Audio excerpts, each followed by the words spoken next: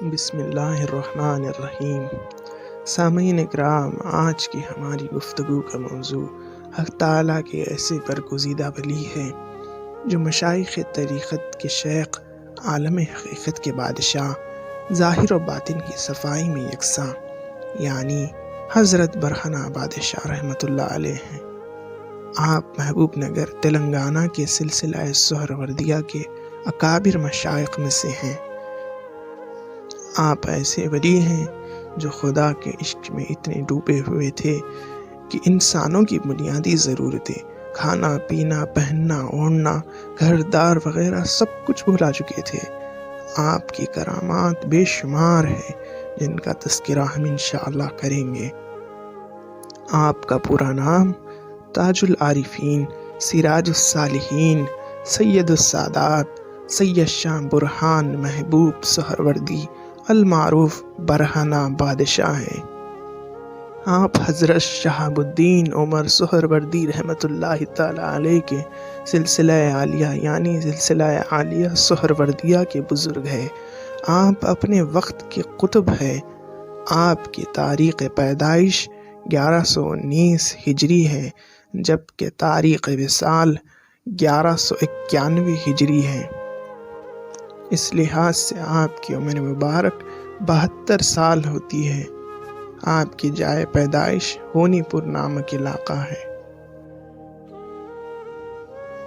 حضرت برہنہ بادشاہ رحمۃ اللہ علیہ کی کرامات میں سے ایک کرامات یہ دیکھی جاتی تھی کہ کبھی کبھی آپ ایک برتن لیے پھرتے تھے جو مٹی کا ہوتا تھا، اس میں آپ انگار یعنی آگ لیے پھرتے تھے، اور جب اس میں آپ زمین سے مٹی یا ریت اٹھا کر ڈالتے تو عود اور لوبان کی خوشبو مہک اٹھتی تھی۔ آپ پر اکثر ایک جلالی کیفیت طاری رہتی کہ جب کبھی آپ کسی گھاس کے ڈھیر پر پھونک مارتے تو اس پر آگ لگ جاتی تھی، اور اس پر پھر سے پھونک مارتے تو آگ بجھ جایا کرتی تھی۔ جب کبھی حضرت کو آرام فرمانا ہوتا تو آپ کانٹوں کے بستر پر آرام فرمایا کرتے تھے۔ آپ کے مزار اقدس کے پاس کی باولی، اس پر آپ کو اکثر ٹہلتے اور یہاں سے وہاں پانی پر سے چلتے ہوئے گزرتے ہوئے دیکھا جاتا تھا۔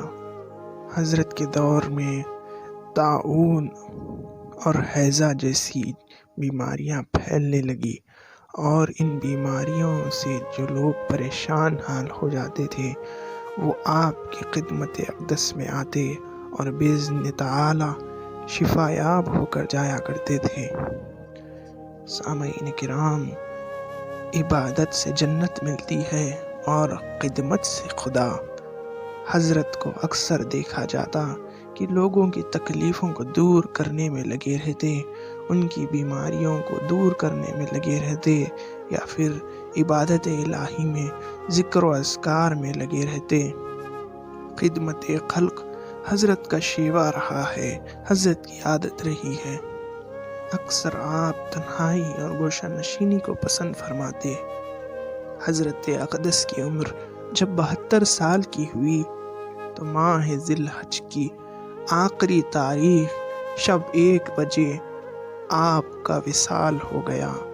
آپ اپنے حقیقی محبوب اللہ سبحانہ و تعالیٰ سے مل گئے۔ انا للہ و انا الیہ راجعون۔ بے شک اولیاء اللہ اپنی قبور میں زندہ ہے، آج بھی حضرت کا فیض جاری ہے۔ حضرت کے احوال اور زندگی کے حالات کو حضرت جناب غوث اعظم شریفی رحمۃ اللہ تعالی علیہ نے اپنی کتابوں میں خوب تذکرہ کیا ہے، اور اگر آپ کو اس تاریخ اور جاننا ہے حضرت کے بارے میں تو جناب غوث اعظم شریفی رحمۃ اللہ تعالی علیہ کے گلدستہ بادشاہ کا مطالعہ کیجیے۔